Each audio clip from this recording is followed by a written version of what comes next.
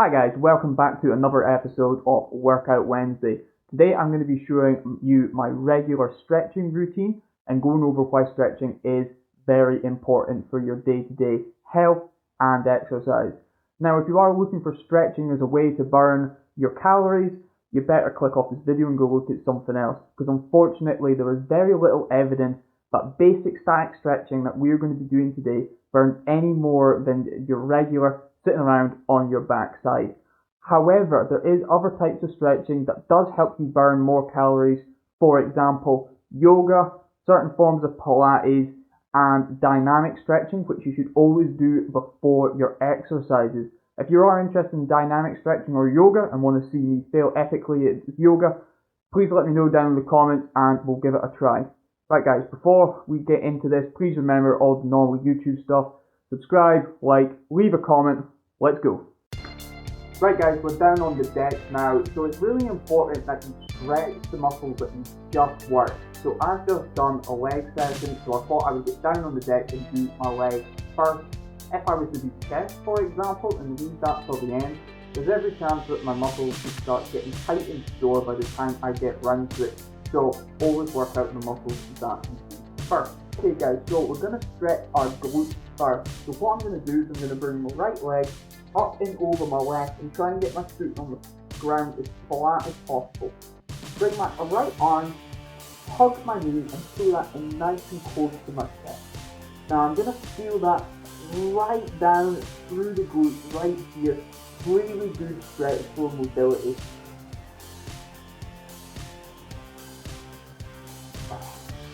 Good stretch. I'm going to turn around and do the other side. The left, bring it up and over, same as the right. Hug it with this one, pull it in, nice and close. Now if you want to get technical and stretch a little bit of your upper body at the same time, what you can do is if you can bring your right arm across onto the other side of your leg, push it across like that. Now personally, I don't get the same stretch doing that. Maybe it's just my flexibility about getting round, but it's always worth a try. Right guys, we're going to do our hamstrings now. That is the back of your leg. So what we're going to do is get the opposite foot 90 degrees into the inside of the knee if we're going to be stretching to the right, and of course the opposite way around if we're going to be stretching to the left. We're going to get both our hands together, slide it down our shin and try and reach to the outside of the ankle, okay? Every stretch that you do, I don't think I said that on the last one, try and stretch for around 30 seconds, okay? If you don't want to stretch for that long and maybe you've got a time rush, do it for at least 12 seconds, okay? So, here we go. Slide it down the shin, I'm going to count 5, breathe out, and slide down. And again.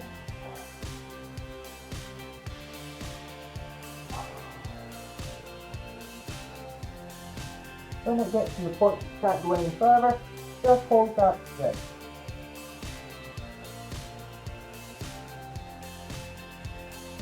You see I moved a little bit at the end there. That is because what happened there is my muscle finally relaxed and I was able to go that little bit further. And that's what happens when your GTO or your Golgi tendon organ finally releases that pressure to stop the muscle tearing. Now, that is why I count 5 and stretch again, count 5 and stretch again. Do that for each of the stretches, you will get a much more intense, better stretch. Now the other leg.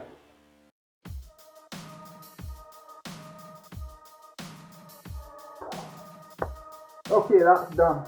You might sometimes feel when you're doing that, if you've got a really tight calf, that you're going to feel it in your calf instead.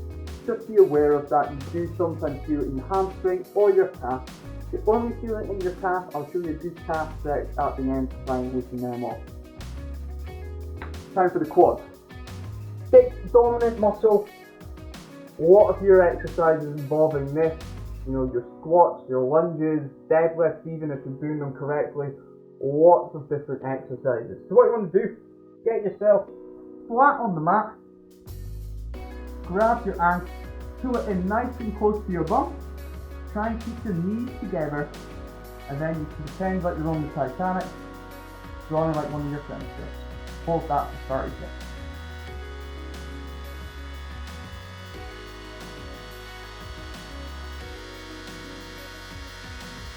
Change it round to the other leg.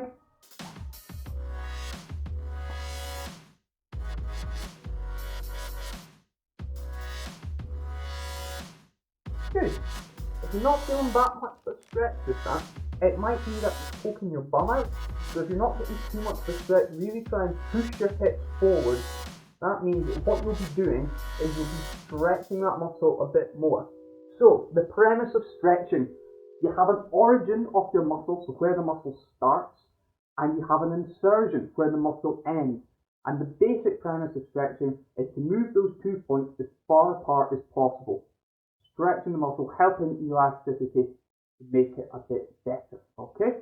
Right, one that all the guys really struggle with when they do their abductors or the inside of their legs, okay?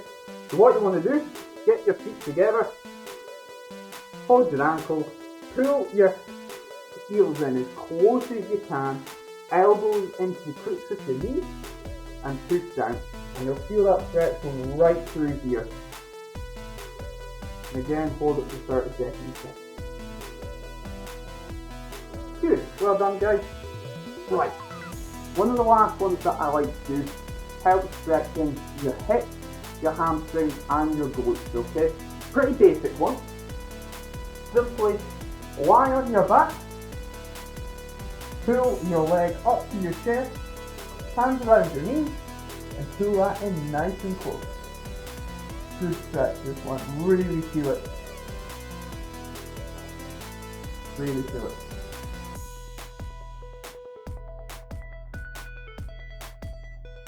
Fantastic, that'll be for the legs guys.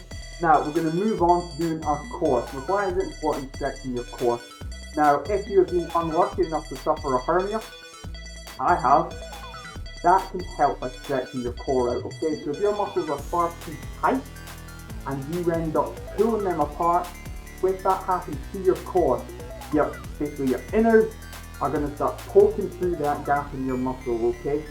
Don't want that to happen. So keep a nice elastic core, much less likely to tear, you're not going to suffer a hernia. If you do suffer a hernia, please go and see your doctor. It's not worth just grimacing and doing it off, okay? See your doctor. So what we're going to do is we're going to flip around onto our front. You want to get a hand underneath our shoulders and push up. Try and keep your hips close to the mat as possible. Be fairly close together, don't want them spread out, nice and close. And try and push your stomach out, pretend like you're starting up, really push that out. Good. Oh, relax, bring it down nice and slow. Good. Right, we're going to move on to our back now. One back exercise is really good, the other one is a bit embarrassing, but it is what it is. So first one that we're going to do, we're going to stretch the upper back and the shoulders, okay? Then we're going to sit down onto our heels, spread our arms out in front of us. Nice stretch, put your head in between your arms, and that is going to be stretching your lats and your upper back up here, okay?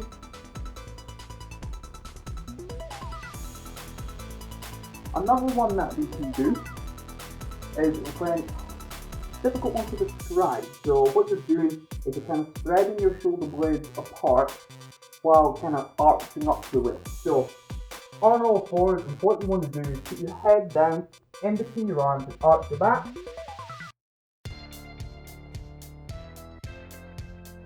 And then what you want to do when you come down is you want to lift your neck up, look up, poke the bum out, and up again.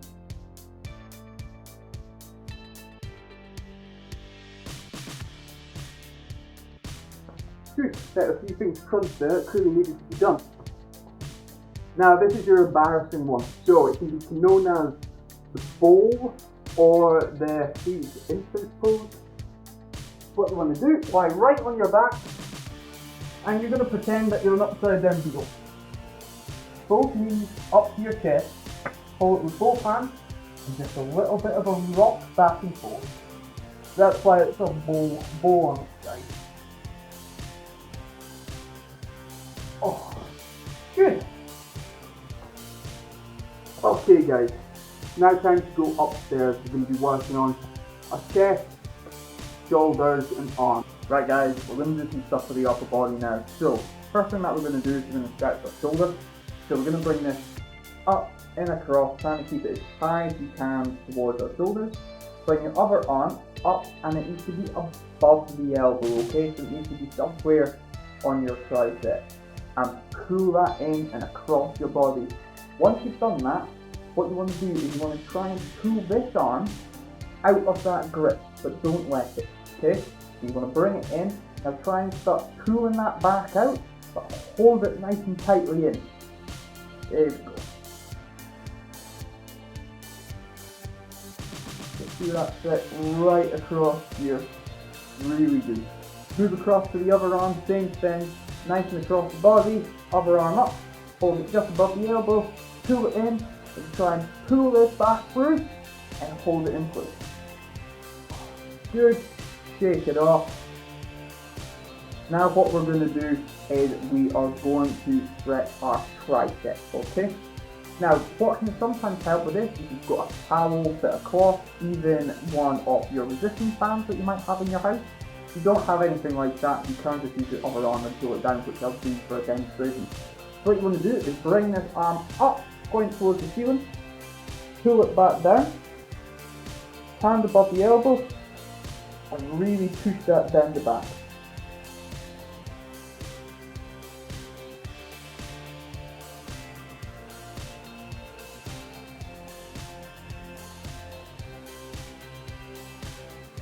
Good. Did you know by stretching you're more likely to have bigger, better developed muscles? Now, why is that? So, if you're not going to stretch, not have the full range of motion in your muscle, you're not going to be able to train all of that muscle. So, if you can't train all of the muscle, not all of the muscle is going to grow big and strong and look good. So, for example, we see a lot of guys in the gym doing bicep curls, but they're only going from here to here, right? If they train like that for that length of time, what ends up happening is they have a big bit of bicep up here and really not very much down low. So what you want to do is, for that, full range of motion, but it's the same for everything. So if you don't stretch your biceps, what you often see is quite a lot of guys walking around that clearly don't stretch their biceps, that they can't have their arm all the way down. That actually their arm's like this most of the time. You normally see them walking around like this, with this bend in their elbow. Now, if they can't stretch that all the way out, one, they're not going to have a very good time getting through doors, and two, they're not going to be able to train their body properly. So always remember to stretch. Talking to biceps, we'll do that next. Alright, we're in the hall doorway now. So, sure all of you have got doorways in your house. These are absolutely great for stretching your chest and your biceps, okay? The first thing that we're going to do, as we said, is going to be our biceps. So what we're going to do is we're going to hold on to the door frame at around a 45-degree angle. Keep it there and rotate the body, right? So that is going to be stretching across the chest here and up and through your bicep. And again, as always, hold it for 30 seconds, guys.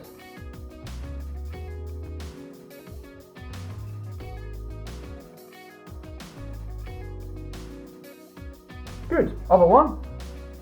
Other door frame. Other door frame. Other side of the door frame. Good.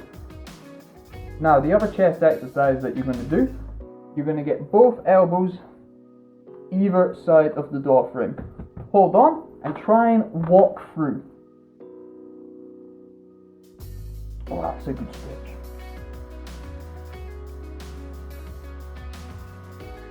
Oh, fantastic. Shrug it off. Well guys, last thing to do, as promised, we're going to show you the calf stretch, alright? Now, if you don't have a set of stairs in your house, you can do this with a large book or something similar. So what you want to do is stand up off onto the stair. We'll go into the second one to maybe see if you've got a better view. Both toes just on the edge and then let your heels sink down. Now you can achieve something very similar if you have an elastic band or something like that. Not an elastic band as if what you might use to bunch pencils together, but one of those resistance bands that you might use at the gym. You can just wrap that around your toes and pull back. Not wrap round, don't pull your toes off. Right guys, to finish the video off, we're going to quickly talk about a journal entry I read in International Journal of Sports Physical Therapy. So if you're interested in that sort of stuff, please do give it a read. This title is The Current Concept in Muscle Strengthening for Exercises and stretching, of course, for exercise and rehabilitation. So if you want to go have a read through that, I have. It's very interesting. And we're just going to go over the summary of it here. So I'm just going to read from my phone and I'll pop it up on the screen for you guys to see as well. The benefits of stretching seem to be individual to the population study. Several factors must be considered when making clinical recommendations from the literature. To increase ROM, also known as range of movement, all types of stretching are efficient, although PNF type stretching, basically like partner stretching, may be more effective for immediate gains, and we're all about gains, right? To avoid a decrease in strength and performance that may occur in athletes due to static stretching before competition or activity, dynamic stretching is recommended for warm-up. Older adults aged over 65 years old should incorporate static stretching into an exercise regime.